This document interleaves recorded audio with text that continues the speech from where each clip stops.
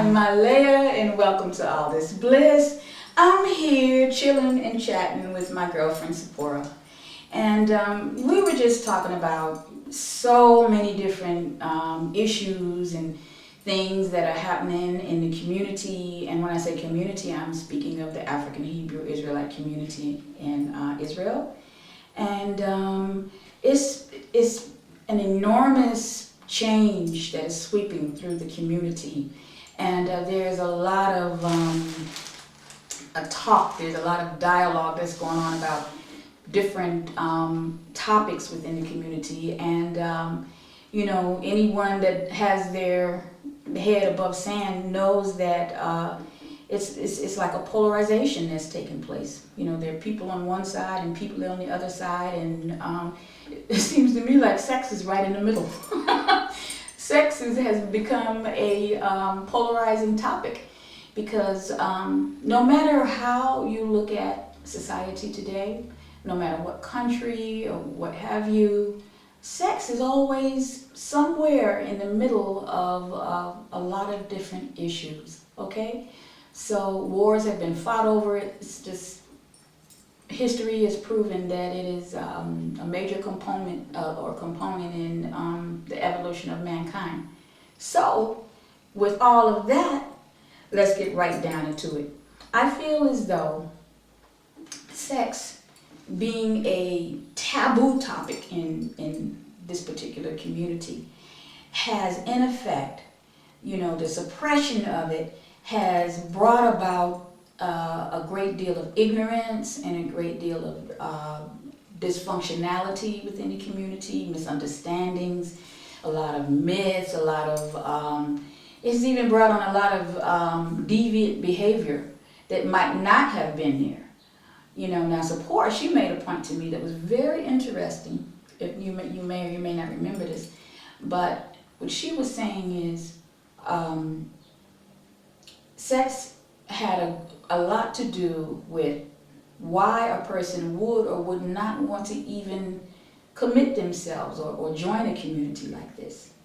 So, in other words, let's take for example, a brother might want it might really appeal to him, the idea of him having 7 women. Wow, I can have sex with all these women. The reality is a whole nother situation. Trying to please all of these women, and every woman is unique in her own way, and trying to have a relationship with even one woman is very difficult.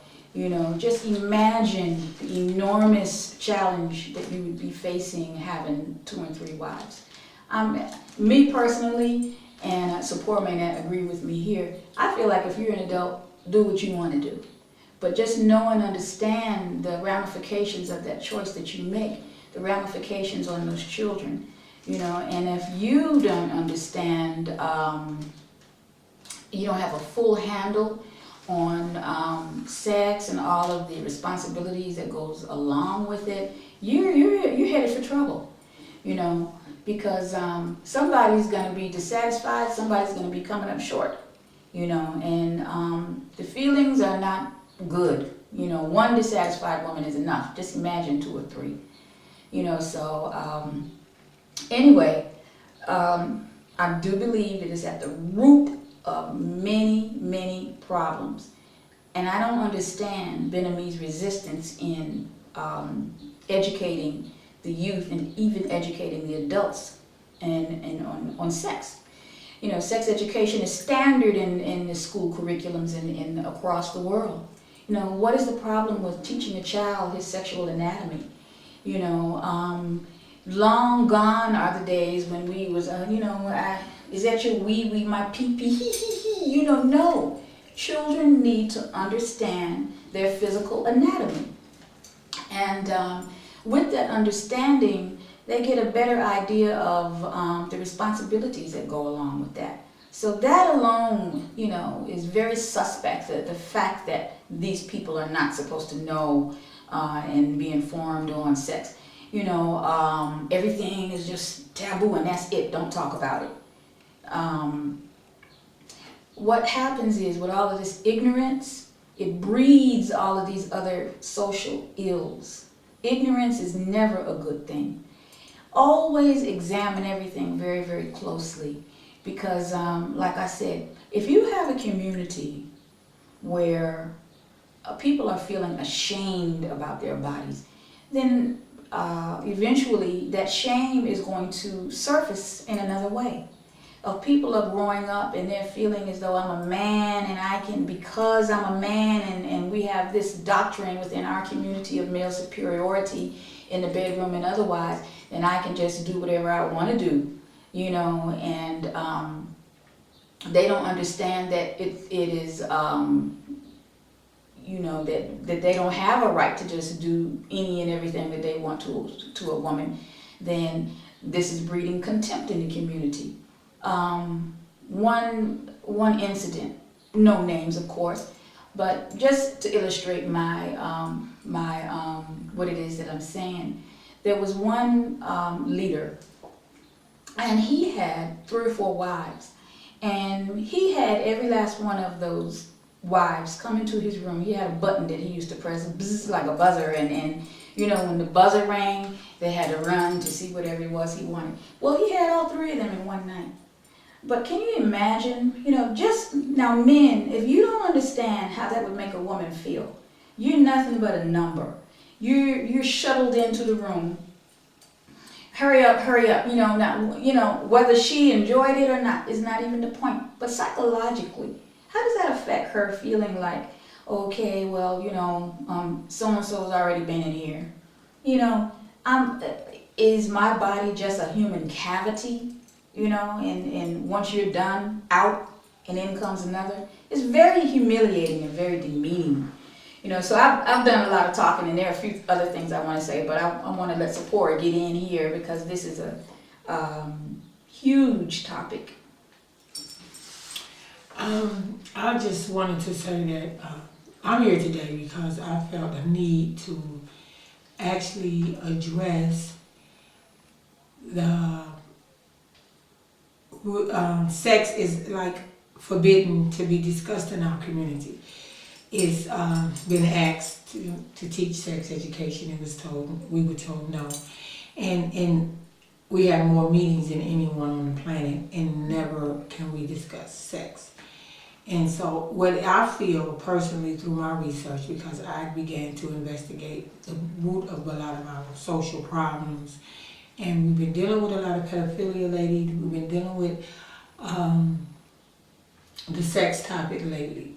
And I just wanted to say that when you have a community where you cannot talk about it, you're already setting the stage for all of these things to happen.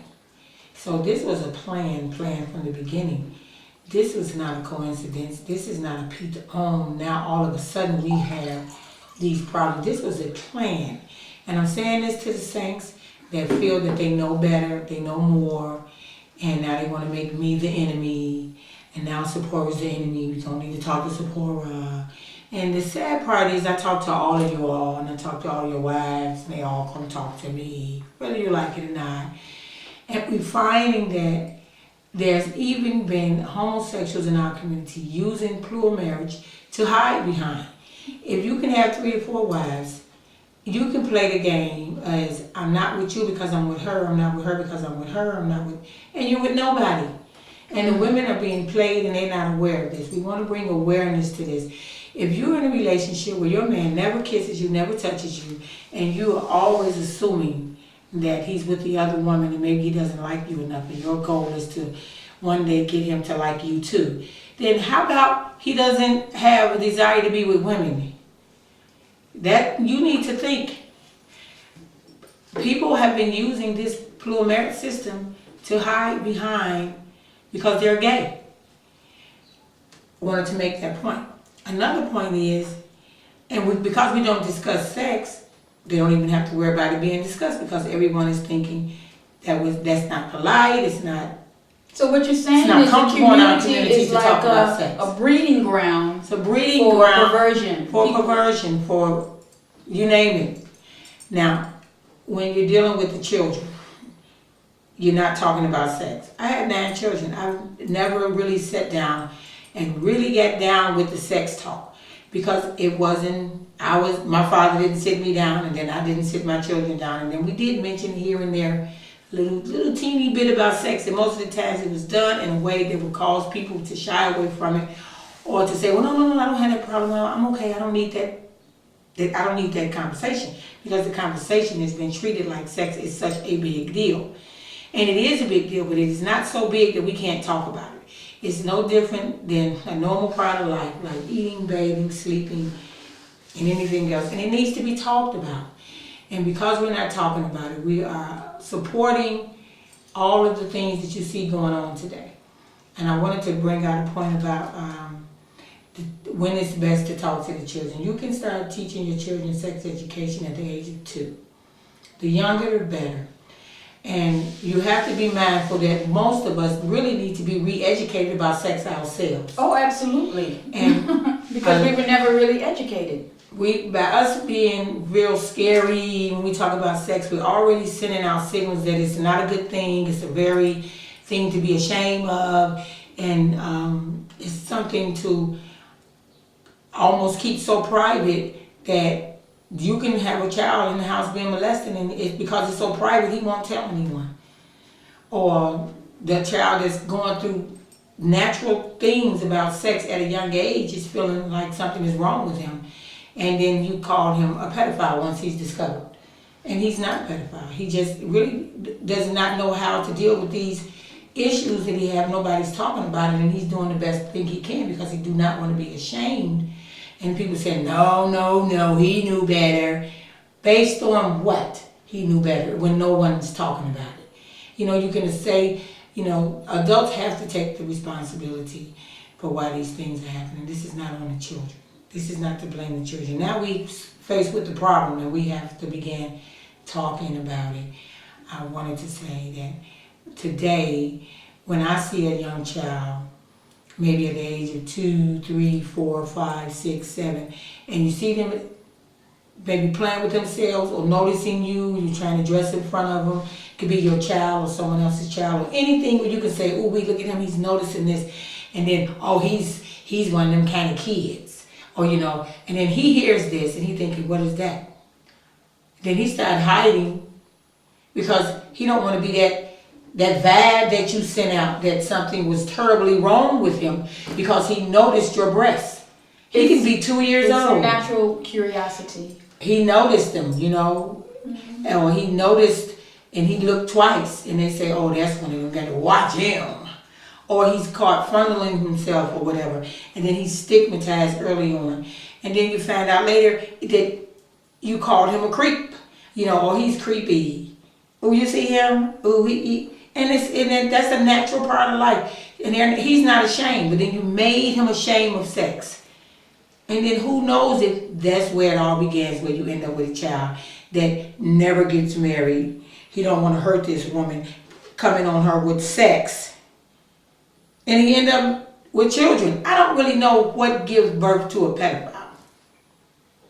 I don't know, but I know it starts with a very young age. Because I know the topic sex has been taboo, not just in our community. For centuries, sex has been being used as a tool to destroy and to offset people's emotions. And it happens early on. Because when I came up, my father came up, he didn't talk to me because it was already in place. He wasn't getting ready to have no sex talk with me. Because it was already in place. So we're not to beat up ourselves. We need to start a new sheet. Now that we see what could happen, let's bring the topic out. Let's not be so behind time. Let's update ourselves. Talk about these things. We can prevent a lot of things. Because when you can talk about it, you can fix the problem. As long as we try to act like the problem does not exist and the problem needs to be kept a secret and private and taboo, then we're going to continue to nurture this problem wherever you go. So I feel that now it is time for us to begin talking about sex more and more and more and being very honest, very pure. We don't know a lot because we did not do the homework and find out a lot. And it's terrible when you hear an adult talking about a child like the child is wicked or terrible just because they've noticed that this child is high nature sex, like sex. Oh, what's wrong with him? Oh, then he goes into a little thing, well, wow. And then you find out he's messing with a 7-year-old because he may not feel judged. Could be how he became to the point where he would mess with a 7-year-old. Because watching you, who's supposed to be the example, who's teaching him without knowing that because you're scared of sex, you scared him away from it, and the problem just goes on. I don't really know exactly I'm doing the work now, but we're trying to get to the bottom of what create this. And the main tool that is used whenever you're in any kind of environment and sex is not discussed, you're already setting the stage for dysfunction, some kind of dysfunction. Pedophilia, insecure women, insecure men, and people lying to themselves and hiding with their sexuality, and then it just spills over into their lifestyle, and it's not healthy. So that was what I wanted to say about the sex thing. Yeah. Well, like I said, this is a topic that can be discussed until the end of time, because the dysfunction of the parent is perpetuated through the child. It just goes on and on and on. It's just an endless cycle. Because let's say a person is living with a lot of beliefs, very, very rigid beliefs about sex being bad, sex being, even in marriage, sex being, you have religions where, even in Israel, you can't look upon the nakedness of your wife. It's looked at as in a certain way. And if that is your belief and that is your culture, is one thing. But you have to know and understand that at the end of the day, God did expect for us to procreate. Other than that, we wouldn't have anybody on the planet. So whenever you get to an extreme point of view, this is a very dangerous place to be. I'm not advocating any extreme. What I'm saying is it's very obvious, because when you look at the religious orders where the men are held to the standards of being chaste and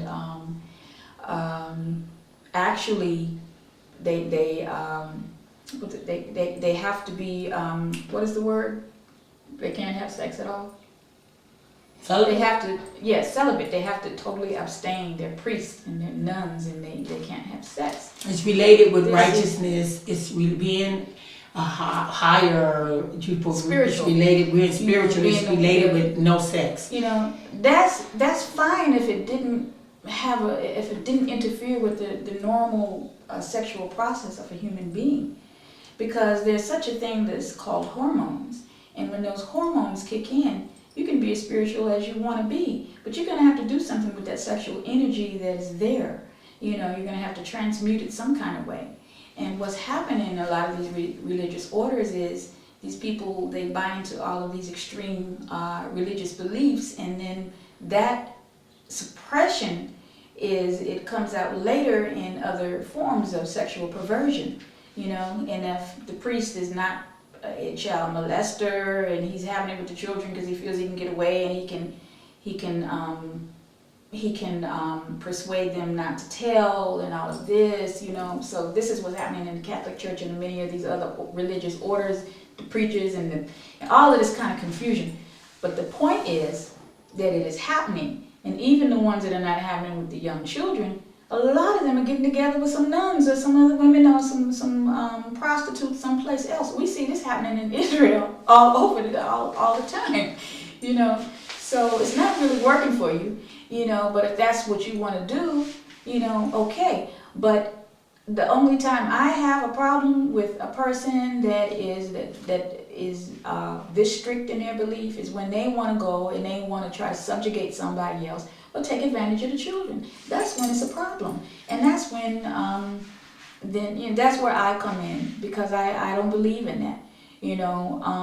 Go in a room and do what you got to do for yourself in your own way, but don't involve an innocent child. Don't take them out of their natural sexual growth and development. This is what is happening, and And when I say these things, as I say, I'm not saying to be an advocate for one thing or the other, but it's very interesting to me what is taking place in our community.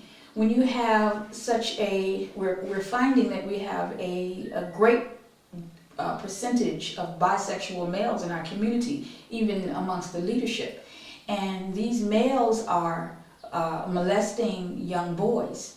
And when at the end of the day, and you look at the results of this, okay, these same boys, they are being looked at and being condemned to death. You go into the scriptures and you want to talk about, okay, you're homosexual. So, and what we really should be doing with you is stoning you at the gates of the city because you're homosexual. And you're the same man that turned that boy out.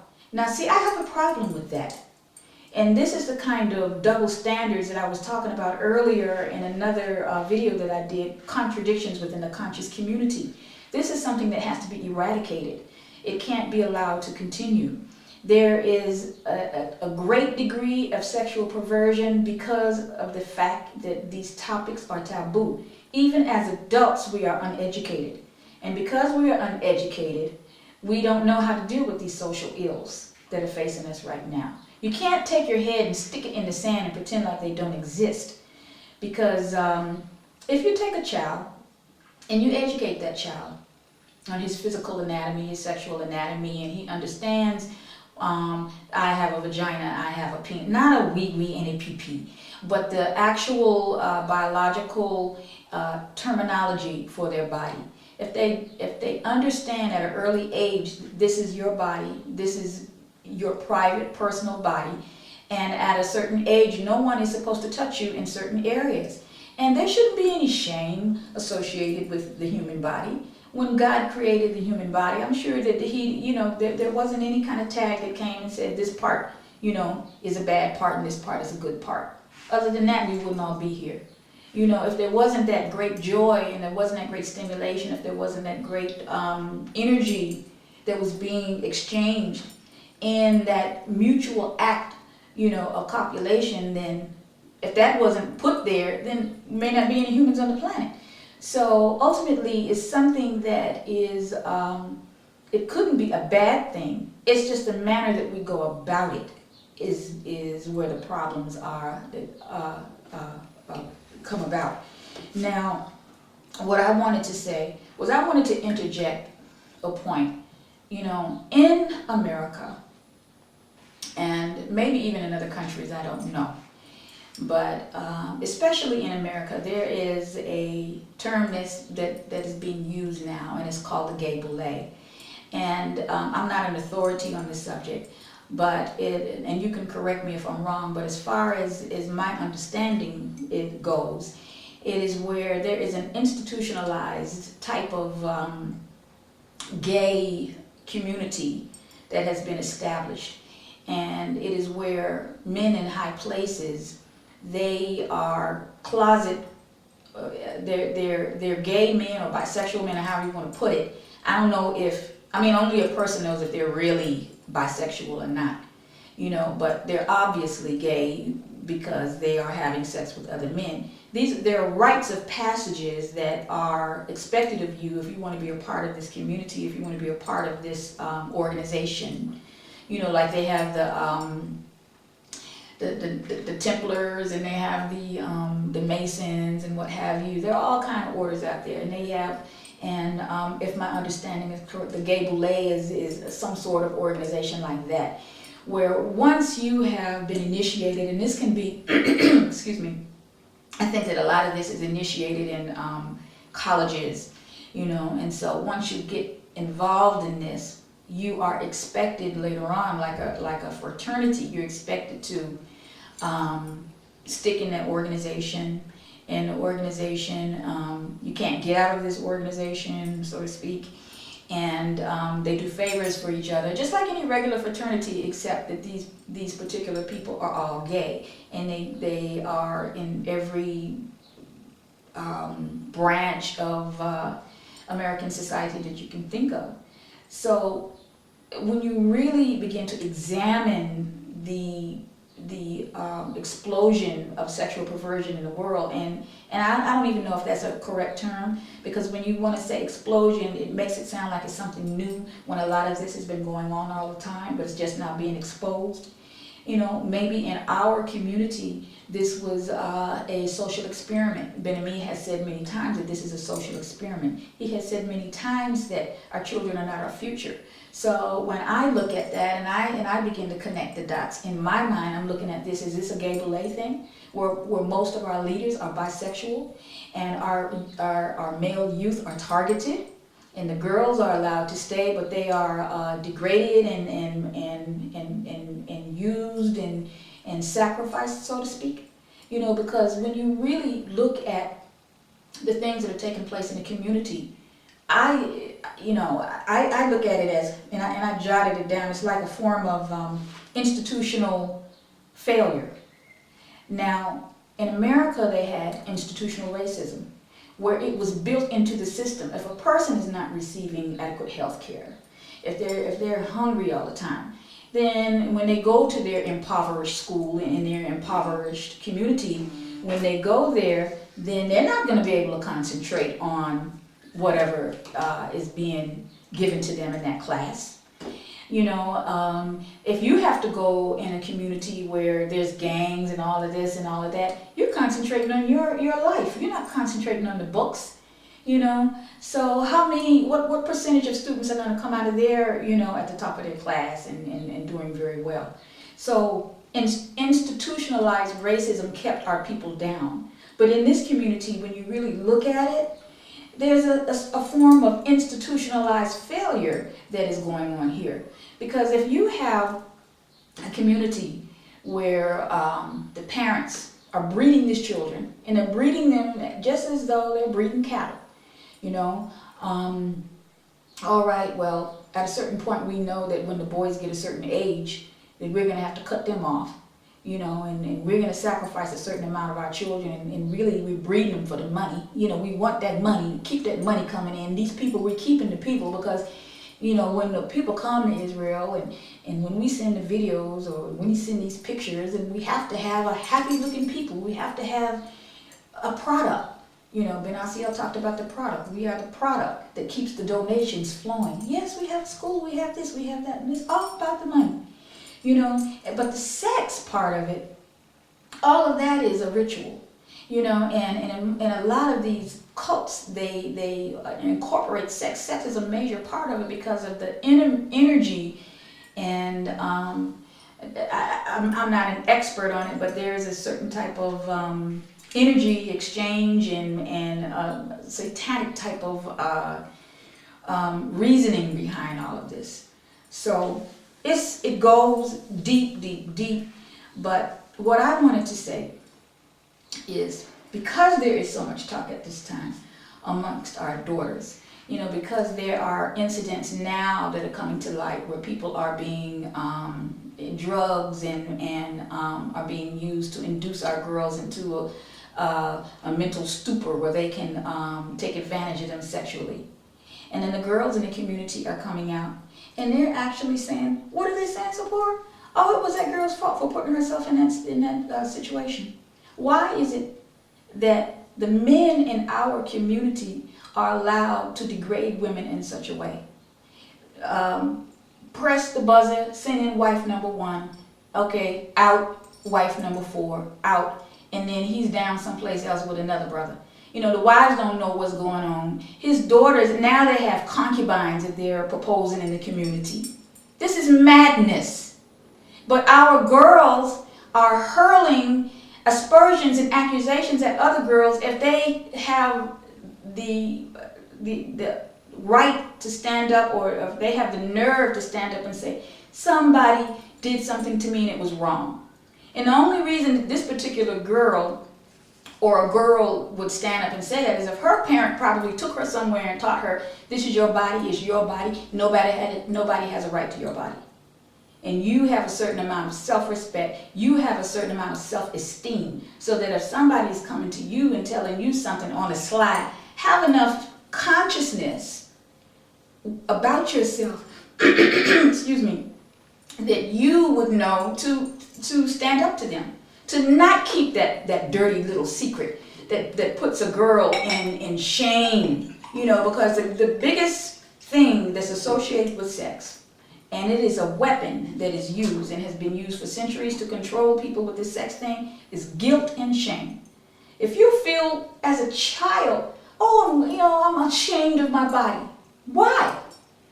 You're guilty about even if you are raped and you experience some type of pleasure, it wasn't your fault. That comes with the act. Some people experience that. Some people are mentally, they go there because in their mind, they are not able to deal with the traumatic experience that's happening to them. And they go there because in their mind, they have to say, well, this is something good because my father's doing it to me. This must be something good because my brother is doing it to me. And it's almost like a psychological type of blackmail. You make the child an accomplice to the crime. And then somebody else comes up and says, oh no, well this happened to me and it was wrong. You're looking at them and you're saying, she's lying. Because you don't want to come out and say it, or you don't want to come out, or maybe you did come out and nobody helped you. So when somebody else comes out and she gets some attention and something is being done about it, then you want to cast aspersions at her. No, she was a whore. I don't care if the girl was laying in the street butt naked. Nobody has the right to come and jump on top of her. Nobody has the right. And this because it's a male-dominated society, these women are buying into this. And it's a huge problem. It's a huge problem. And the girls have the nerve to make the girl a victim twice. Not only was she raped, but she is being raped morally by her peer group and other people in the community because they want to say, oh, well, she must have been a whore. Oh, it couldn't have been, because there is so much whoredom that is going on and is prevalent in our community.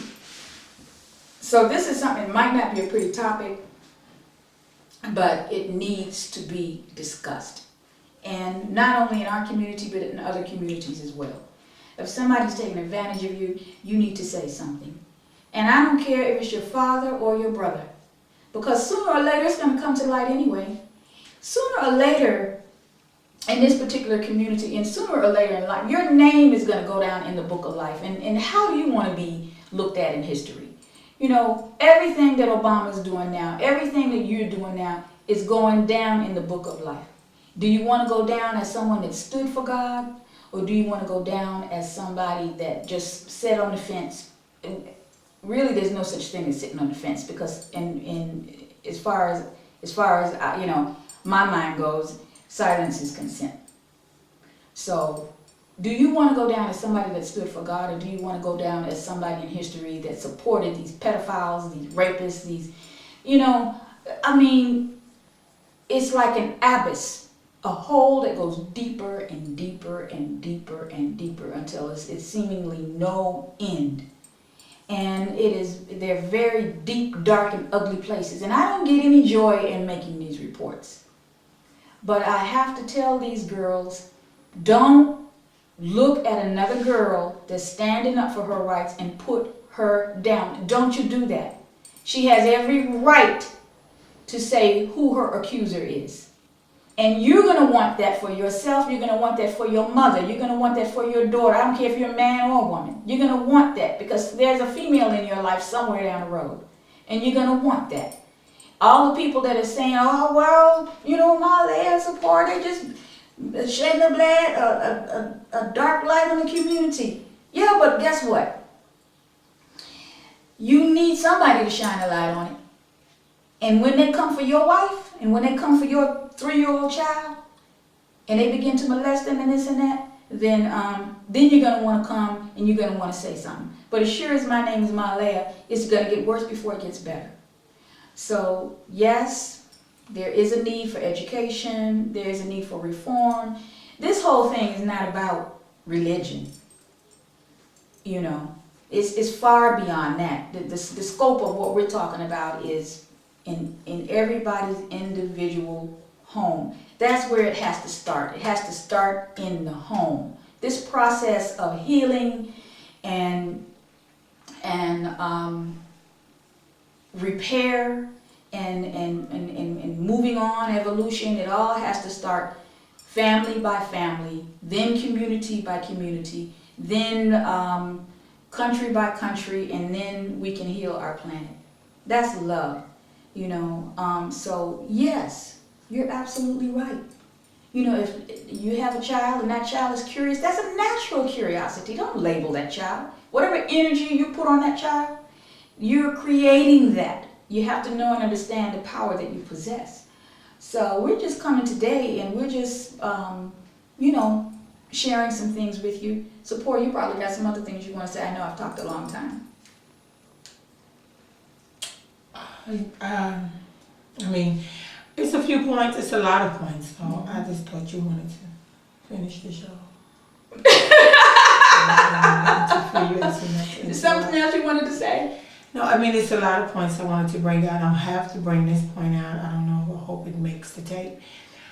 We do not feel, I know that you do not put pedophilia and rapists and compare them to homosexuals or gay men and women. Gay men and women is a natural part of life, just like straight people. They're no different. And so that all gays will know, I'm not trying to put a gay person with a pedophile or a homosexual. I hate that when these things run into one another because people's ignorance and what they do not know. Being a straight man or a gay man it has nothing to do with pedophilia and rapists.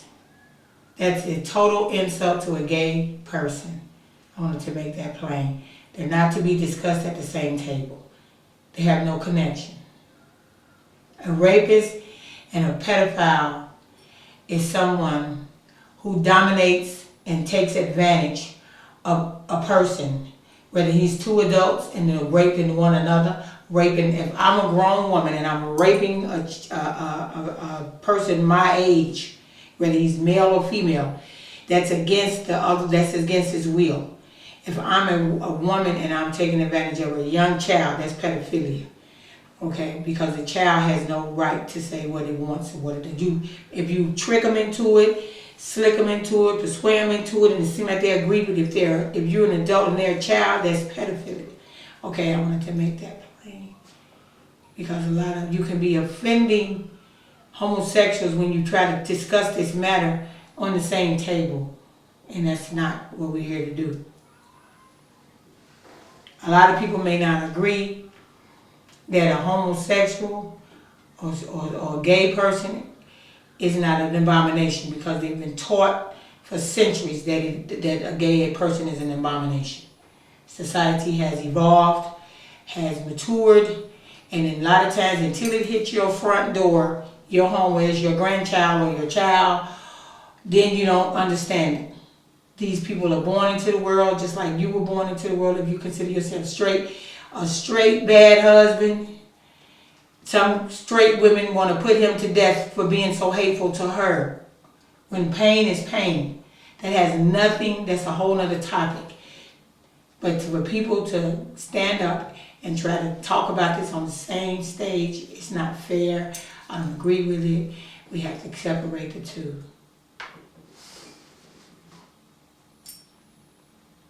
You finished? Yeah. Okay. All right, people, it was just a chill in the chat. So with that, we're going to go ahead on and close out. Just wanted to share.